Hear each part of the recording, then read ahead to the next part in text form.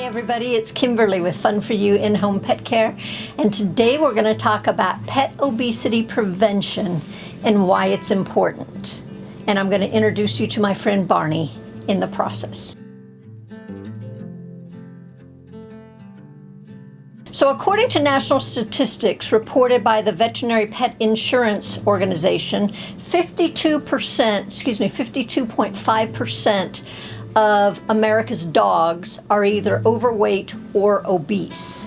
58.3% of America's cats are either overweight or obese. That's a lot of heavy pets that are setting themselves up for disease and injury and other chronic conditions that is totally preventable if we as pet owners would be a little more purposeful. So today we're going to talk about how to be more purposeful and preventing disease in your pets by just minding their weight. In 2017, I was hired by Barney's owners to help rehabilitate him after he had an injury due to his obesity. He had a pinched nerve in his back and he was paralyzed from the waist back for over 6 months.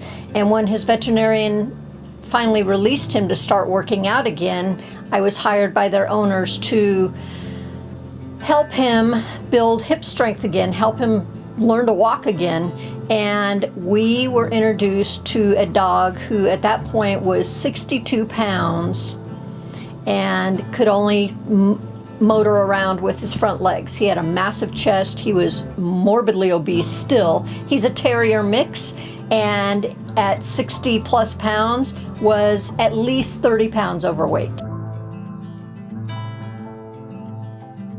So our task was to help him walk again, and then get him on a diet that his veterinarian prescribed, and then help him become a dog again. And that's what we did.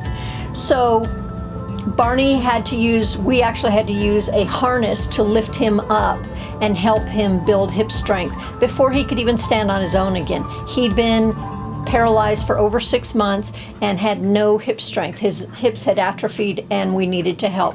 So that was the first step, is just building his hip strength, holding up the harness and lifting him up and letting him put weight on his back legs, build that hip strength. And we progressed into doing short little laps around his coffee table. And then we were able to get him a carpeted ramp so we could take him downstairs and get him outside. And that's when Barney really became a dog again. Come on! Here we go! Here we go! Here we go! Here we go! Good boy, Barney. That's my boy. Come on, sweetheart. Come on, Barney. Uh-oh, what's that? He got to go outside, and all of a sudden his spirit and his personality really changed. He became excited about life again. He became tenacious. In fact, his nickname is Tenacious Bee, because he was just tried so hard to do what he knew we wanted him to do, which was to walk and then to run and then to just be a dog again. And that's exactly what he did. Go, Barney. Run, run, run. So we started in October of 2017. A year later, he had only lost 7 pounds. His owners were still feeding him ice cream and milk. They weren't following the diet that the veterinarian had given us to follow. And I was frustrated. I was ready to quit, and I could not give up on this dog. He had stole my heart. And so we just cut back on our visits and kind of put it back on the owners and said, you have to help this dog if you want him to survive this. And then just by happenstance, his owners ended up allowing me to foster him.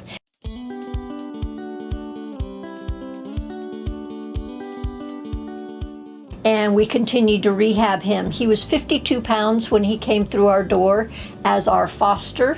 And today he is a svelte and sassy 29-pound little dude.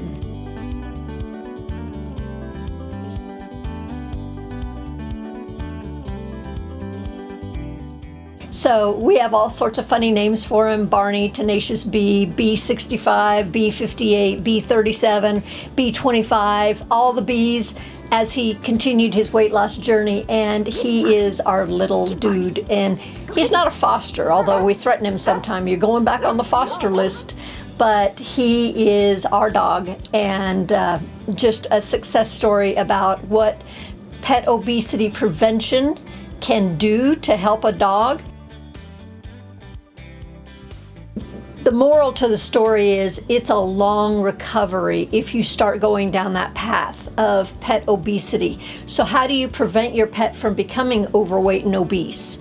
And the first thing is monitor, monitor, monitor, and be mindful of their calorie intake. Work with your veterinarian if you recognize that your dog is getting overweight or your cat's getting overweight. Make an appointment with your veterinarian and then figure out a plan. How much weight does this pet need to lose, and how are we going to get there? Work with your veterinarian and plot the progress and the kind of the path that you're going to go down, and then check in regularly. Pet weight loss is something that has to be done and monitored by your veterinarian. If you do it too quickly, if you do it too dramatically, you could cause irreparable damage to their endocrine system, to their internal organs.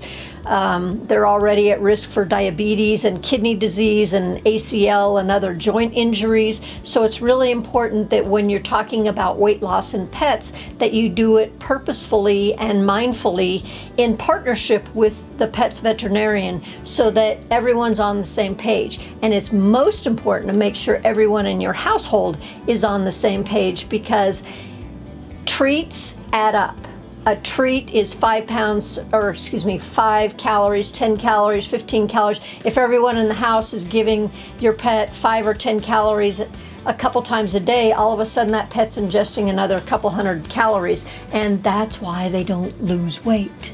So we need to be very careful. We need to be purposeful, plotting a plan to get your pet's weight loss and then management under control, and do it in partnership with your veterinarian. They will be your best friend. Your pet sitter won't have to come over and harass you about overfeeding your pets, and we will have a much better time taking care of your pets as your pet sitter, because we know that they're healthy and happy and are preventing disease and injury.